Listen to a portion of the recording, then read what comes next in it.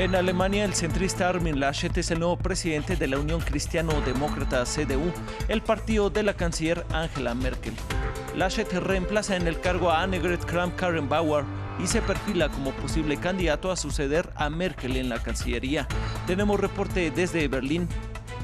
La cifra de fallecidos por el COVID-19 superó este viernes los 2 millones en el mundo y los contagios siguen sin freno, mientras que la OMS alertó de la situación catastrófica en Brasil ante el colapso y la falta de oxígeno en los hospitales de la ciudad amazónica de Manaus, que vive una segunda ola de la pandemia peor que la primera. Más de 6.000 migrantes hondureños cruzaron a Guatemala con el objetivo de llegar a Estados Unidos. Los controles policiales fueron insuficientes para detener la caravana en la noche del viernes. Estas miles de familias huyen de la devastación que dejó el paso reciente de 2 huracanes, el avance del COVID-19 y la violencia. Hola, ¿cómo están? Buenos días en América Latina y a todos ustedes que nos siguen por la señal de France 24. Soy Alan Austria, sean bienvenidos. Comenzamos en Alemania. La Unión Cristiano-Demócrata, CDU, eligió a su nuevo presidente. Se trata de Armin Laschet, cercano a la canciller Angela Merkel, y es jefe de gobierno del estado de Renania del Norte-Westfalia. Si bien la asamblea virtual del CDU no se realiza a fin de elegir al sucesor de la canciller, la elección es de vital importancia para la era posterior a Merkel. Nuestro corresponsal en Berlín, Tomás Sparrow, nos detalló quién es el nuevo líder y cómo podría ser su camino en el partido de la canciller alemana. Laschet se presenta como un político centrista, como un político que ofrece continuidad. De hecho, es muy cercano a la canciller Angela Merkel y apoyó a Merkel en una de sus posturas más controversiales, la de recibir refugiados en la crisis de 2015. Laschet es, como ustedes ya mencionaron también, el líder del estado de Renania del Norte-Westfalia, que es el estado más poblado de Alemania con unos 18 millones de personas, y eso es algo que él sin duda ha presentado como su fortaleza, el haber liderado un estado con mucha importancia en Alemania. La pregunta ahora, sin embargo, es si Laschet también podrá convertirse en el candidato del bloque conservador de cara a las elecciones federales de septiembre. Eso no es un proceso automático y de hecho la pandemia ha elevado el perfil de otros políticos ajenos a los 3 candidatos que intentaban ser líderes de la CDU, y por ello el debate que empieza ahora es, por un lado, si Laschet podrá también ser el candidato del bloque conservador a las elecciones de septiembre, o si otros políticos como el ministro de Salud Jens Spahn o el líder de Baviera Markus Söder podrían ocupar ese puesto. De hecho, cuando se les pregunta a la mayoría de los alemanes y también a la mayoría de los simpatizantes de la CDU, ese perfil centrista que presenta Laschet es algo que ellos quieren mantener, y de ahí que esto pueda ser visto por muchos dentro de la CDU como una buena noticia de cara a la carrera que marcará el final de Angela Merkel en septiembre en esas elecciones federales tan importantes para Alemania. La OMS advierte que las sociedades de todo el mundo no están haciendo lo suficiente en la lucha contra la pandemia en un momento donde los muertos ya sobrepasan los 2 millones.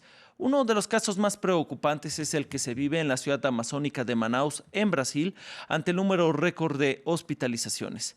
Con su gestión bajo escrutinio, el presidente Jair Bolsonaro aseguró que su administración hizo su parte. El informe es de Federico Cue Barberena. Largas filas por un tubo de oxígeno. El colapso en Manaus, la ciudad más grande de la Amazonía, lanzó a las personas a la búsqueda desesperada de estos cilindros para sus familiares hospitalizados con COVID-19. Es para mi abuela, que está ingresada en el hospital. Se le está acabando el último cilindro y no sé a qué horas llegaré aquí, pero creo que lo voy a conseguir. Estamos buscando la manera de llegar a la puerta para recibir un tubo para al menos una semana de vida de una persona. El nivel récord de hospitalizaciones provocó que ya no haya camas de cuidados intensivos ni oxígeno en los centros de salud. Por eso el gobierno federal dispuso el traslado de 235 pacientes a otras ciudades y el envío de oxígeno a través de la Fuerza Aérea. Para el presidente Jair Bolsonaro, los hospitales de Manaus siempre están llenos, defendió su gestión y responsabilizó a las autoridades locales. Siempre estamos haciendo lo que tenemos que hacer. El problema en Manaos es terrible, pero nosotros hemos hecho nuestra parte ofreciendo recursos. Pero sus críticos culpan al mandatario por su escepticismo en el manejo de la pandemia.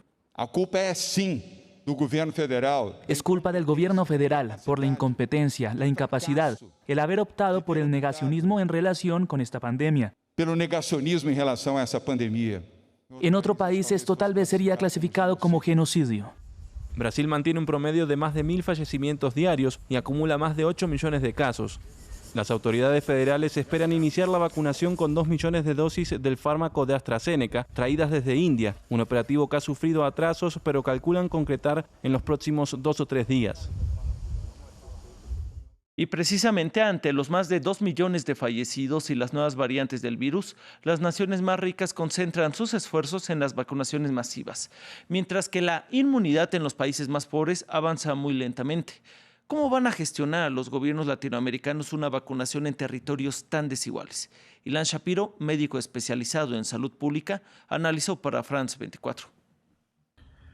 En estos momentos que estamos viendo que hay millones de personas que están enfermando y miles que realmente están sufriendo y muchas de ellas están realmente muriendo, tenemos que utilizar las vacunaciones de una manera mucho más efectiva. Las opciones reales que nosotros tenemos es ver qué vacunas tienen un momento para transportación mucho más efectiva. Lo que hemos visto en Estados Unidos con la vacuna de Moderna y Pfizer es que realmente se necesita una logística muy importante, pero también redes de enfriamiento, electricidad y logística para poder realmente llevar a cabo esto. Y también recordar que estas vacunas se necesitan 2 dosis.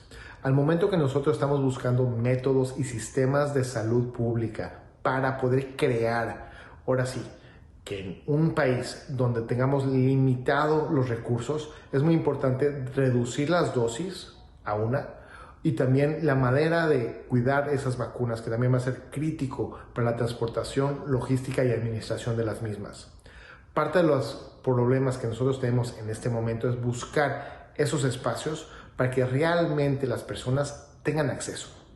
Parte de esto va a ser justamente la comunicación. ¿Por qué? Porque en este momento tenemos que también vacunarnos contra el miedo con una dosis de verdad. En estos momentos estamos viendo estas cosas y hay que buscar la tecnología de las más de 210 vacunas que están haciendo para aplicarlas a nuestra comunidad. Francia comienza este día con nuevas restricciones a la vida social, en particular un toque de queda adelantado a las 6 de la tarde. Según lo anunció el primer ministro francés Jean Castex, con el argumento de que es la forma de no tener que tomar otras decisiones de forma inmediata. Y es que el país galo no ha logrado disminuir el número diario de contagios. Y en medio de advertencias del FBI sobre la seguridad del 20 de enero, el día de la juramentación de Joe Biden como el presidente número 46 de Estados Unidos, se han extremado las medidas de seguridad en la capital estadounidense con más de 30,000 efectivos de las fuerzas de seguridad del Estado. Esto ante una posible ola de actos violentos durante la semana. Washington, D.C. se encuentra militarizada ante esta posible nueva movilización por parte de simpatizantes del presidente saliente Donald Trump. En otros temas, la caravana de más de 6,000 hondureños que salieron de San Pedro Sula con el objetivo de llegar a Estados Unidos rompió 2 cordones policiales en el punto aduanero El Florido y ya cruzó a territorio guatemalteco en busca de su meta final, Estados Unidos. Huyen de la devastación de los huracanes, del COVID-19 y de la violencia que coincide además con una esperanza de una mayor apertura migratoria con la elección en Estados Unidos del presidente Joe Biden. Informa Luis Muñoz. Así suena la esperanza por una nueva vida. 6.500 migrantes. Es el número de la última de las caravanas centroamericanas que se dirige hacia Estados Unidos. Según las autoridades migratorias guatemaltecas, más de 3.000 habrían conseguido cruzar la frontera desde Honduras. Centenares habrían sido detenidos, entre los que hay familias con niños. Una situación de desesperación que supera a las autoridades fronterizas, incluso llevándolas al despliegue de militares y a la solicitud de pruebas negativas para cambiar de país. No queremos vivir en Honduras porque quedamos muy afectados con lo de los huracanes, no hay trabajo, no hay oportunidades de empleo, entonces nos vamos porque no queremos estar sufriendo. Los huracanes Iota y Eta han dejado a miles de personas sin hogar ni subsistencia. A esta catástrofe se le suma el golpe que está suponiendo la pandemia de COVID-19 para la economía de los países centroamericanos, problemas que se añaden a la violencia sistémica de la región. Tras Guatemala, México y después el destino final, Estados Unidos, con la ilusión por la elección como presidente de Joe Biden. Le pedimos que él se llene de misericordia, que Dios le toque su corazón y que abra puertas. Solo queremos una oportunidad para trabajar.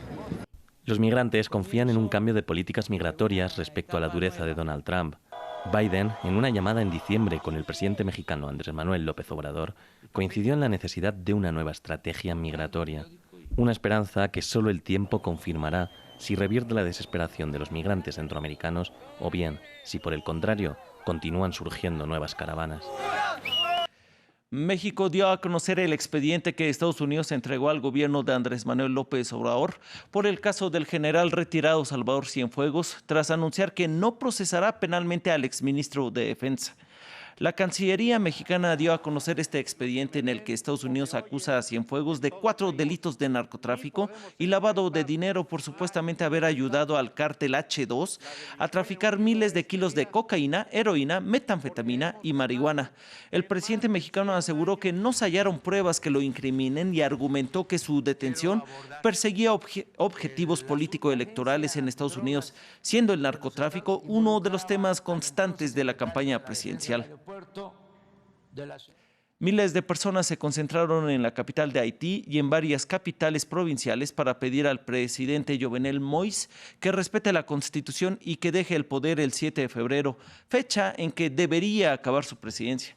Esta es la primera jornada de protestas del 2021 dentro de un calendario de manifestaciones convocadas por la oposición en contra del gobierno del mandatario que asumió el poder en 2017 por un periodo de 5 años, tras unas elecciones que fueron anuladas en 2015 por denuncias de fraude y que fueron repetidas en 2016.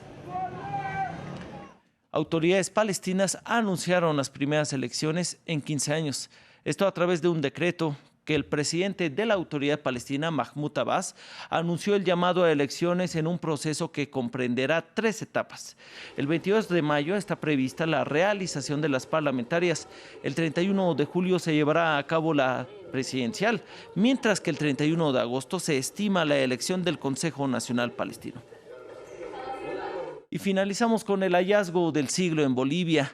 Un equipo de investigadores encontró 45 piezas arqueológicas en la ciudad prehispánica de Tiwanaku, a unos 70 kilómetros de La Paz. Hacía cerca de 200 años que se buscaban este tipo de piezas, probablemente ofrendas rituales, y no se lograban encontrar. Sin embargo, un equipo de arqueólogos locales lograron encontrar gracias a la nueva tecnología. El hallazgo se produjo en 2019, pero esta semana finalmente se presentó para el público.